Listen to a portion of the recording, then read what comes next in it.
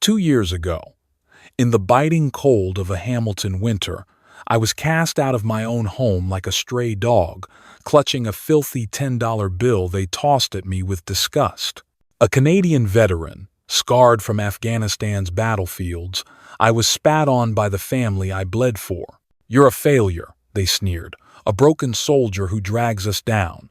Each word was a knife, twisting deeper than any wound I'd ever taken.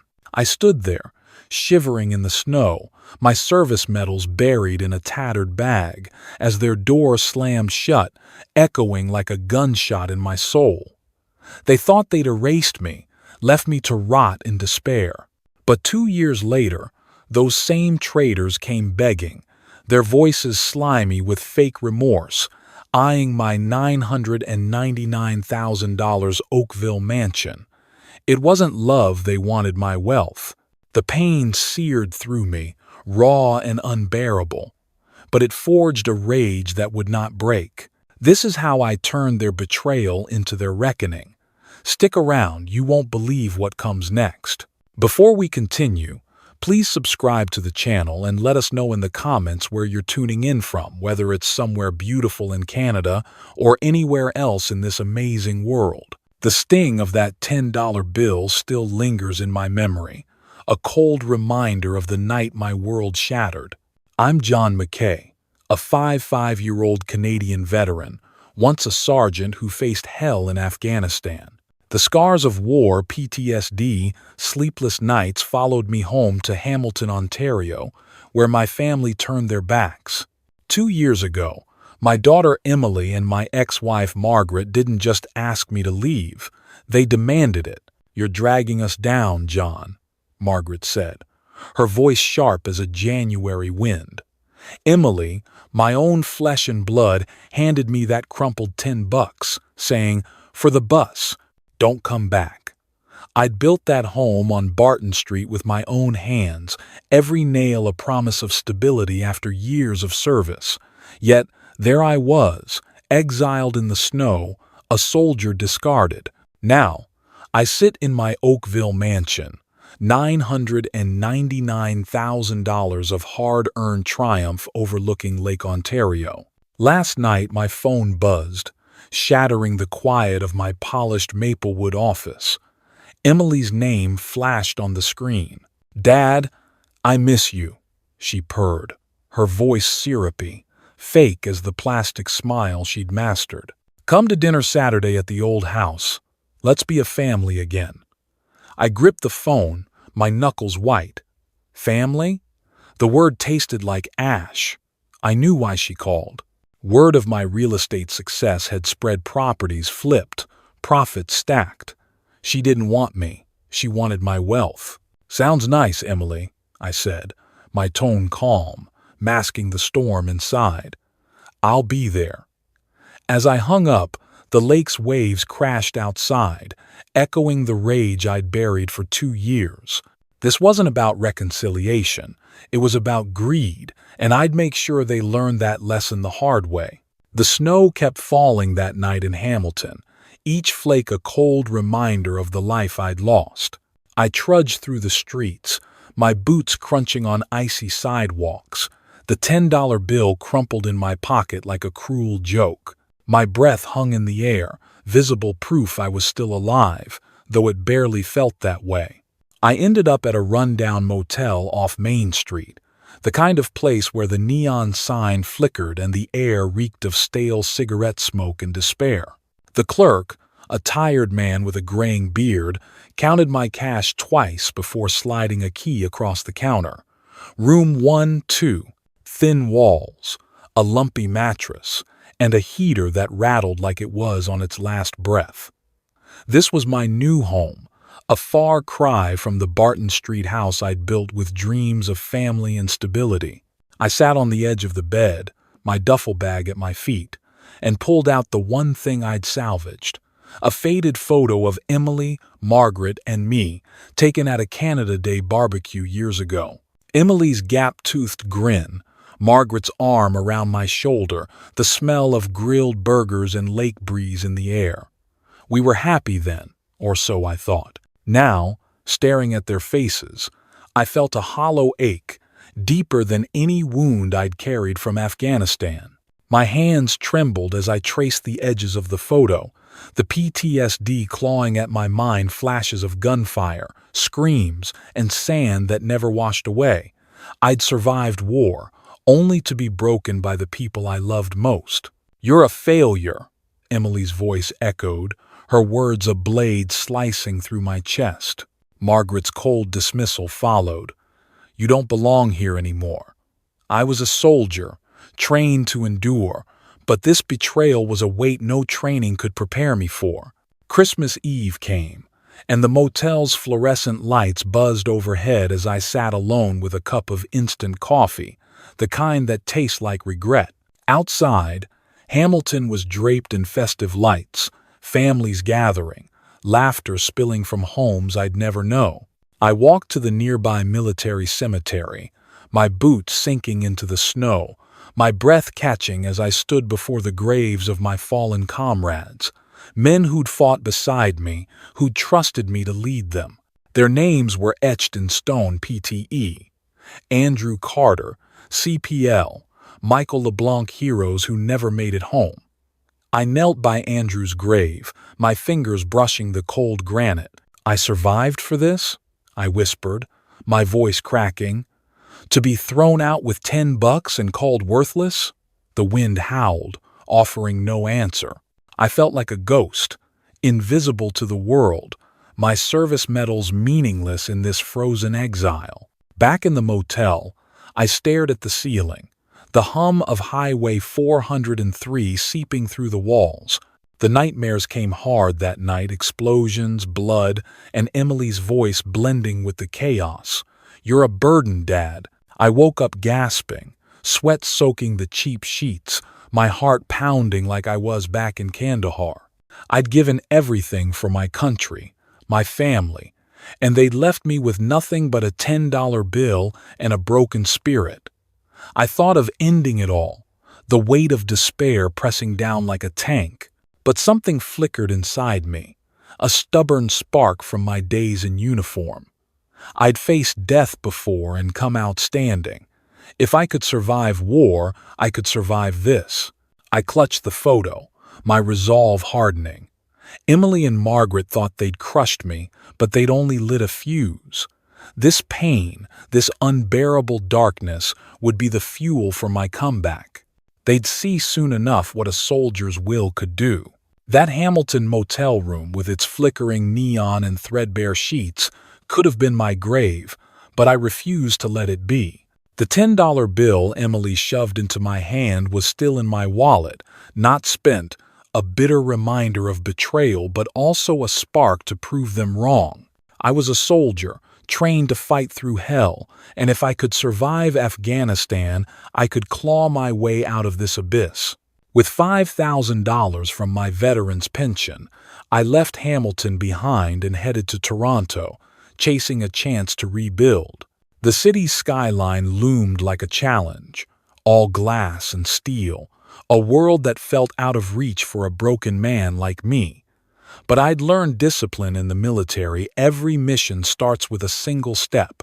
I found work on a construction site in Etobicoke, hauling concrete and rebar under the blistering summer sun. 16-hour shifts, my hands blistered, my back screaming, but every dollar earned was a brick in the foundation of my comeback.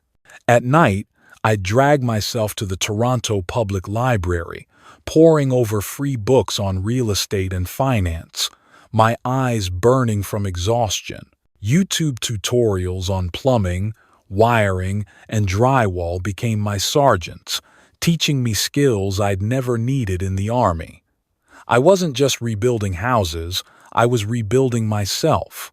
My first gamble was a condemned bungalow in Mississauga, bought for $50,000 at a foreclosure auction in 2023. The place was a wreck-cracked foundation, leaking roof, windows boarded up like a war zone. Others saw a lost cause. I saw potential. For 6 months, I lived in that house, sleeping on a cot in the unfinished basement, eating instant noodles to save every cent. I worked through the pain of PTSD, the nightmares that jolted me awake, images of sand and gunfire mixing with Emily's cold voice. "You're a failure, Dad." But each nail I drove, each pipe I fixed, was a defiance of that label. By December, I'd transformed the bungalow, new floors, fresh paint, a kitchen that gleamed under cheap fluorescent lights. When it sold for $120,000, I stood in the empty driveway, check in hand, feeling a rush I hadn't known since my last mission. That $70,000 profit was my first victory, a sign I wasn't done yet. I reinvested every penny, buying a duplex in Brampton, then a townhouse in Oakville. Each project was bigger, bolder, my skills sharper with every flip. I learned to spot value where others saw ruin, to negotiate with banks, to outwork anyone who doubted me. By mid-2024, I'd built a portfolio worth $600,000, each property a testament to the discipline forged in the military. My final move was the Oakville mansion, a $999,000 masterpiece overlooking Lake Ontario. I'd walk its polished maplewood floors, the sunset painting the water gold through floor-to-ceiling windows, and feel a quiet pride. This wasn't just a house. It was proof that a soldier could rise from nothing. The world started to notice. Real estate agents called with offers, contractors bid for my projects, and the local paper ran a story about the veteran who rebuilt his life, one house at a time.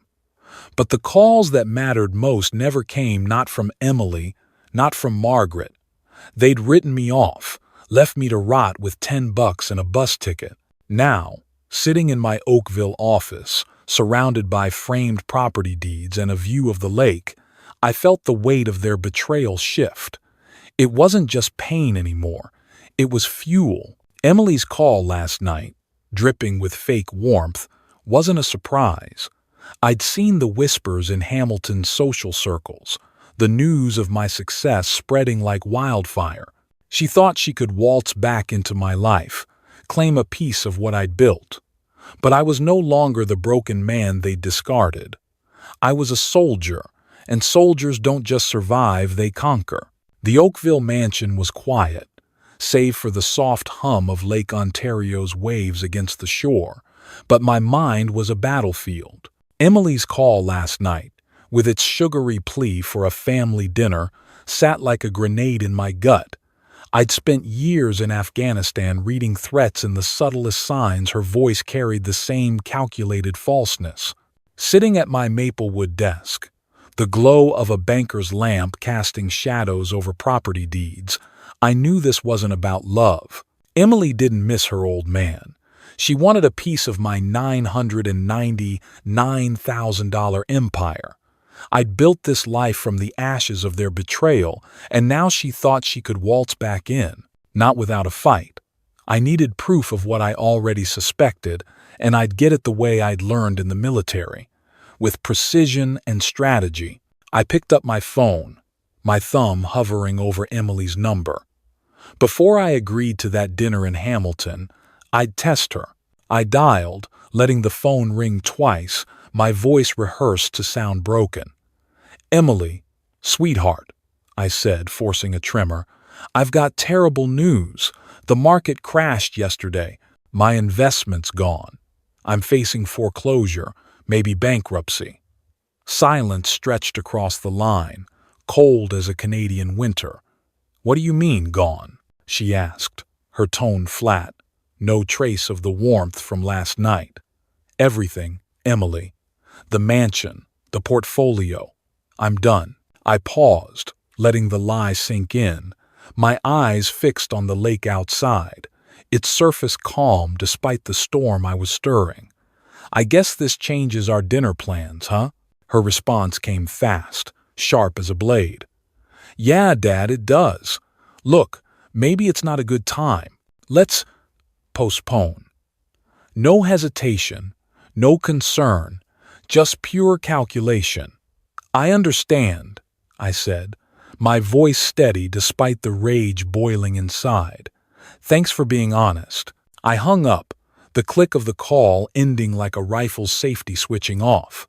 Her mask had slipped, and I'd recorded every word. That cold dismissal confirmed it. Emily wasn't calling for family. She wanted my money, just like I'd suspected. But I wasn't done digging. I'd learned in the Army to never trust your gut without intel. I contacted a private investigator in Toronto, Paul Whitaker, a former RCMP officer with a reputation for unearthing secrets. I need everything on my daughter, Emily McKay. I told him over coffee at a Tim Hortons near Yonge Street. Business dealings, finances, anything suspicious. Paul nodded, his eyes sharp. Give me a week. If she's hiding something, I'll find it. 5 days later, he slid a thick folder across my desk, his face grim. Your daughter's been running an online furniture scam, Lux Home Designs. She's pocketed $200,000 from customers across Ontario, promised high-end sofas and dining sets, delivered nothing but excuses. I flipped through the folder, my jaw tightening. Screenshots of fake product listings, angry customer reviews on Reddit, bank records showing deposits to Emily's account with no shipments in return. 30 victims, from single moms in Brampton to retirees in London, all cheated. She's been dodging complaints for months, Paul said. Some are talking lawsuits, but they don't know where to find her. I leaned back, the weight of the evidence heavy in my hands. Emily, the girl I'd raised to salute the flag on Remembrance Day, had turned into a con artist. Her call wasn't a daughter's regret, it was a predator sniffing out my success. The $10 bill she'd given me 2 years ago flashed in my mind, not generosity but a final insult. Now, she thought she could charm her way into my mansion. I closed the folder, my resolve hardening like steel. Emily wasn't just greedy, she was a thief. And thieves don't get second chances, they get justice. I'd go to that dinner, but not for reconciliation. This was war, and I was ready to fight. The folder from Paul Whitaker sat on my Oakville desk like a loaded rifle, each page a bullet etched with Emily's deceit. $200,000 stolen from honest Canadians, families who trusted her fake furniture empire. Her cold dismissal on the phone, postponed the dinner, still burned in my chest, echoing the $10 bill she'd tossed me in Hamilton's snow 2 years ago. But I wasn't the broken veteran she'd left behind. I'd survived war zones, rebuilt my life from a motel room to a $999,000 mansion, and now I'd use every ounce of that discipline to ensure justice. Emily thought she could prey on my success. She was about to learn what happens when you underestimate a soldier. I started with Daniel Fraser, a Toronto lawyer and fellow veteran who'd served in Bosnia. His office, high above Bay Street, was all polished wood and city views, a stark contrast to the gritty construction sites where I'd earned my comeback. Emily's running a scam, I told him, sliding Paul's folder across his desk. 30 victims, $200,000, and she thinks she can charm her way into my life again. Daniel's eyes scanned the documents, screenshots of fake listings, bank records, customer complaints from Mississauga to Kingston. This is textbook fraud, he said, his voice steady, like he was briefing a mission. We can build a class action lawsuit, hit her hard and fast, but we need the victims organized. I nodded, my mind already mapping the plan like a military op. I want it served at the dinner she invited me to. Maximum impact. Next, I met Paul Whitaker again at a quiet diner in Etobicoke, the smell of fresh coffee grounding the tension in my gut. I need more on Margaret, I said. Emily's mother, my ex-wife, had her own game, and I wasn't letting her skate free. Paul handed me a second folder, thinner but just as damning. She's been running an Instagram scam, he said, claiming cancer to raise $250,000 from followers. Medical records show she's never been sick. I flipped through the evidence, screenshots of tearful posts, donation links, and fake hospital selfies. Margaret, always the actress, had turned her lies into a career, preying on the sympathy of strangers. "Get me everything," I told Paul. "I want her exposed, publicly, at that dinner." He nodded, already pulling out his phone to dig deeper. Back in Oakville, I spent nights poring over the evidence. My desk, a war room. Emily's victims were scattered across Ontario. Ordinary folks who'd saved for furniture that never arrived. I called them one by one, my voice calm but firm, like I was rallying troops. "I'm a concerned citizen," I said to Lisa Chen, a Brampton teacher who'd lost $4,000 to Emily's scam. "I have evidence and a lawyer ready to fight. Will you join us?" Lisa's voice cracked with relief. I thought I'd never see that money again.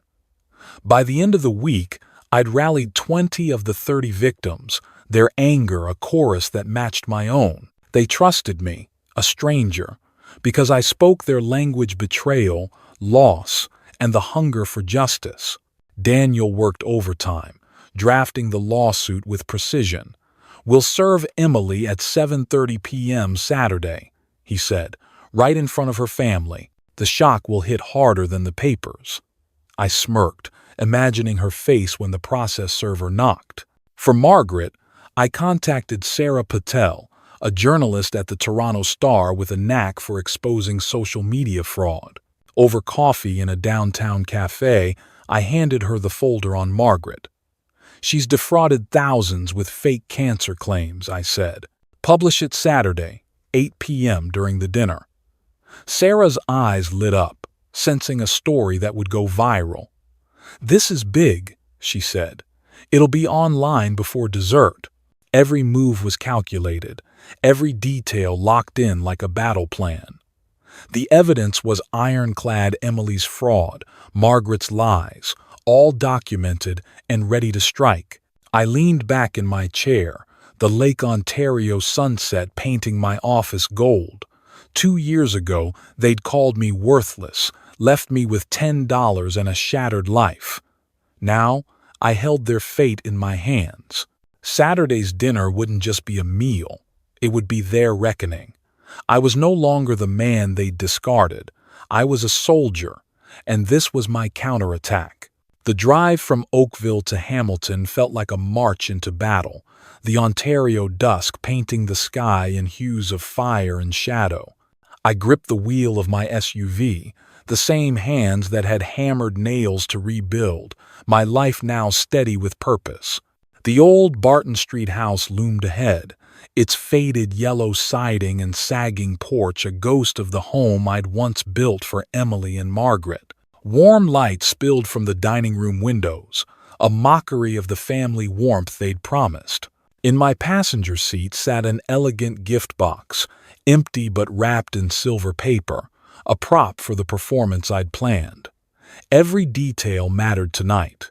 I'd spent 2 years rising from the ashes of their betrayal, and now, at 7 p.m. sharp, I stepped into their trap to spring my own. Margaret opened the door, her smile as polished as her new diamond earrings likely bought with her Instagram scam money. "John, you made it," she gushed, her voice dripping with rehearsed warmth. "Success looks good on you." I stepped into the foyer, the familiar creak of the floorboards stirring memories of better days, now tainted by that $10 bill and Emily's cold words. "Good to be back," I said, my tone even, masking the storm inside. "Brings back memories." The dining room was set for 4, candles flickering on Margaret's best china, the smell of roast beef heavy in the air.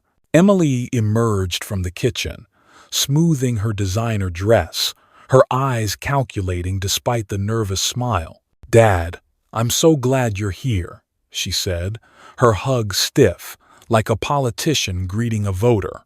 "Water under the bridge, right?" I placed the gift box on the side table, its silver wrapping catching the light. "A surprise for later," I said, my voice calm but laced with intent. Good things come to those who wait. Robert, Margaret's new husband, nodded awkwardly from beside the television, his tie too tight, his discomfort palpable. He sensed the undercurrents but couldn't name them. We sat, the clink of cutlery filling the tense silence as Margaret played the gracious hostess. "We've missed you, John," she said, passing the potatoes. "Families should stick together." Emily nodded, her eyes darting to the gift box, no doubt imagining cash or keys to my Oakville mansion. I checked my watch discreetly. 7:25 p.m., 5 minutes until the first strike. Emily leaned forward, her voice syrupy, right on cue. "Dad, we've been thinking. You've done so well with your investments. Maybe we could partner up? A family business." Margaret chimed in, squeezing my hand across the table. "Exactly. You've got that beautiful house in Oakville now. We could help you manage it, make it a family legacy." I sipped my water, letting their words hang like bait. "A partnership, huh? How much are we talking?" Emily's eyes lit up, sensing an opening. "Just $250,000, Dad. It's not a loan. Think of it as an investment in us. My business is so close to breaking through." Her voice was smooth, practiced, but I saw the greed beneath it, the same cold calculation that handed me $10 2 years ago. The doorbell rang at exactly 7:30 p.m., sharp as a sniper's shot. Emily froze, her fork clattering against the plate. "Who's that?" she asked, her voice tight. I leaned back, folding my napkin with deliberate calm. "How unexpected," I said, a faint smile tugging at my lips. "Remarkable timing." Emily rose, her heels clicking on the hardwood as she crossed to the door, annoyance flashing across her face. Through the dining room doorway, I watched as a man in a crisp suit stood on the porch, holding a thick envelope. "Emily McKay?" he asked, his voice professional, unyielding. "I'm serving you with legal documents from the Ontario Superior Court." Her face drained of color, her hands trembling as she took the papers. "What is this?" she stammered. "There's some mistake." The process server didn't flinch. "This is regarding Lux Home Designs and multiple counts of intentional fraud, totaling $200,000. Please sign here to acknowledge receipt." Margaret's voice cut through from the dining room, shrill with indignation. "This is outrageous. We're having a family dinner." But Emily stumbled back, the papers rustling in her shaking hands, her eyes scanning the accusations, 30 victims, stolen deposits, a trail of lies. "This can't be happening," she whispered, her voice cracking as reality crashed through her carefully built facade. I stayed seated, watching the chaos unfold like a general surveying a battlefield. "Actions have consequences, Emily," I said, my voice steady, cold as the Hamilton snow that had once buried me. The room fell silent, the weight of justice heavier than the roast on the table. Margaret reached for her phone, no doubt thinking she could fix this, but I knew the second blow was coming. The night was far from over. The dining room in the old Hamilton house was a battlefield now, the air thick with the aftermath of Emily's reckoning. Her legal papers lay scattered on the table, her hands still trembling as she stared at the accusations of her $200,000 fraud. The candles flickered, casting jagged shadows across Margaret's best china, but the illusion of a cozy family dinner had shattered like cheap glass. I sat back, my face a mask of calm, though my pulse thrummed with the precision of a soldier awaiting the next strike. Emily's eyes darted to me, wide with panic, searching for a lifeline. "Dad, you have to help me," she pleaded, her voice a fragile thread. "This is a mistake. You've got money, fix this." Margaret, ever the orchestrator, jumped in, her tone sharp with authority. "John, with your resources, we can hire the best lawyers in Toronto. This is just a misunderstanding." I sipped my water, letting their desperation hang in the air. My watch read 7:55 p.m., 5 minutes until the second blow. Margaret grabbed her phone, scrolling frantically, confident she could charm her way out of this mess as she always had. "I know people," she said, her fingers flying across the screen. "I'll call my lawyer friend from Instagram. He'll sort this out by morning." Her voice carried the smug certainty of someone who'd built a career on lies, her fake cancer sob stories raking in $250,000 from gullible followers. Robert, her new husband, hovered near the television, his face a mix of confusion and unease, sensing the ground shifting beneath him. I folded my hands, my voice steady as steel. "You might want to check your notifications first, Margaret." She froze, her eyes narrowing. "What's that supposed to mean?" At exactly 8 p.m., her phone lit up like a Canada Day fireworks show.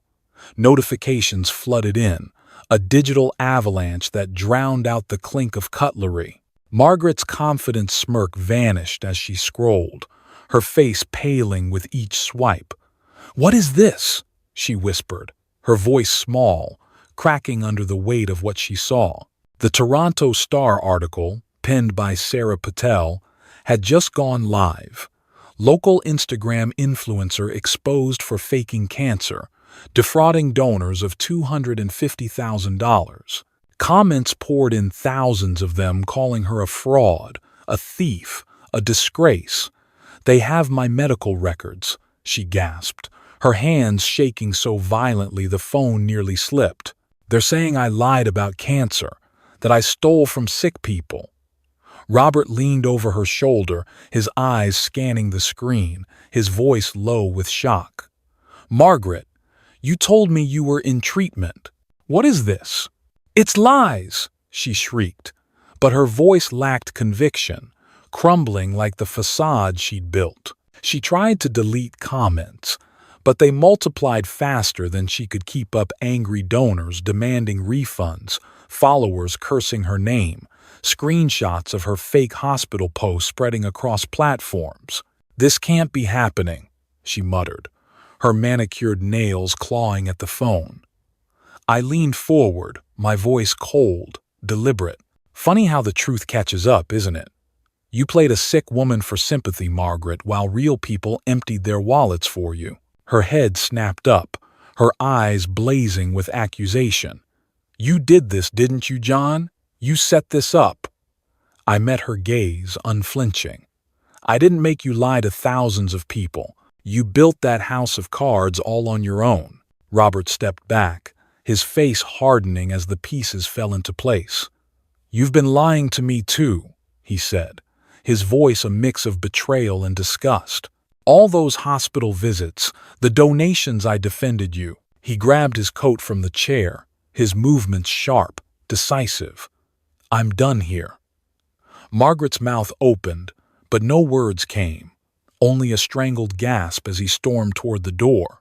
Emily, still clutching her lawsuit papers, looked between us, her world collapsing in real time. "Dad, please," she begged, tears streaking her face. "We're family. You can't let this happen."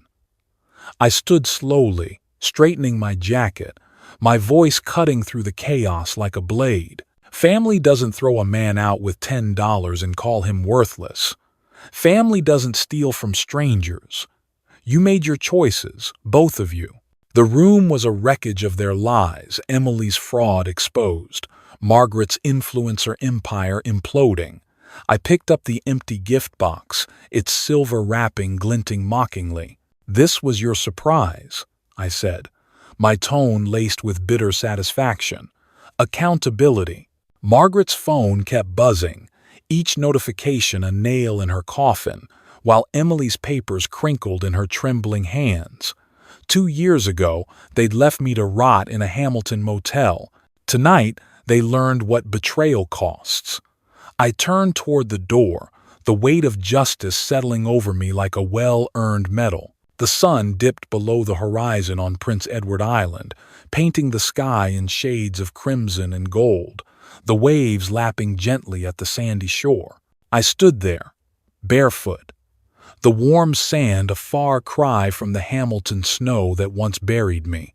Beside me was Sarah, a former Army nurse I'd met on a veterans retreat in the Rockies, her quiet strength a reminder that some people earn their place in your life. My Oakville mansion, its maple wood floors and Lake Ontario views, was 1,200 kilometers away, but this beach felt like home, a home built on my terms. 2 years ago, Emily and Margaret had left me with $10 and a shattered spirit, calling me worthless. Now, their worlds had crumbled under the weight of their own lies. Emily faced justice in an Ontario courtroom, sentenced to 3 years of probation, and ordered to repay $200,000 to her victims. Her furniture scam was exposed, her name a cautionary tale across social media. Margaret's Instagram empire was gone, her account banned after the Toronto Star's article sparked outrage. An IRS audit followed, uncovering $250,000 in unreported donations, leaving her with back taxes and a job cleaning offices in a Mississauga strip mall. Robert filed for divorce, protecting his assets from her deceit. Their betrayal, once a blade in my heart, had become their undoing. Standing on that beach, I realized my worth wasn't tied to their approval. As a soldier, I'd learned discipline in chaos, and as a man, I'd learned that true value lies in integrity. To my fellow veterans, know this: the battles we fight don't end on the field. Betrayal, loss, PTSD, they're just another enemy. Face them with the same courage that carried you through war. Forgive, but don't forget. Let justice speak when others try to silence you, and never let anyone define your worth. This story isn't just mine, it's for anyone who's been knocked down and refused to stay there. If it moved you, please like this video and share your thoughts in the comments. Tell me how you've risen from your own battles. Subscribe to Maple Revenge for more stories of resilience and truth. Let's keep fighting the good fight together.